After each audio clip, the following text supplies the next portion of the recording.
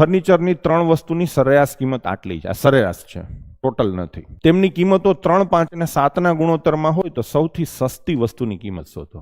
3 વસ્તુ છે, વસ્તુ A, વસ્તુ B અને વસ્તુ C. આ 3 છે, આ 5 છે ને આ 7 છે. આપણે એમને મોઢે ગણવો છે. મને તમે કહો કે આ ત્રણેયની સરેરાશ કેટલી થાય, આની બીજું બધું ભૂલી જાઓ, આની સરેરાશ કેટલી થાય 5, અને આ બધાની સરેરાશ કેટલી છે 53, 75. આની સરેરાશ હોય ને એલા હા ને, આ ત્રણેયની સરેરાશ B થાય તો B કેટલી થાય 53, 75. આપી જ છે ને સરેરાશ, હું ક્યાંયથી નવી ગણતરી નથી કીધું. 5 બરાબર 53, 75 થાય. પૂછ્યું છે શું?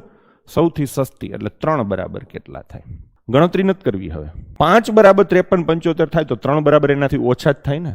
તો જવાબમાં 53, 75 એનો આવે ને 75 પછી એનો આવે.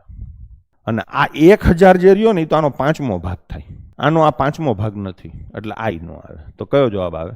32, 25 થઈ ગયો.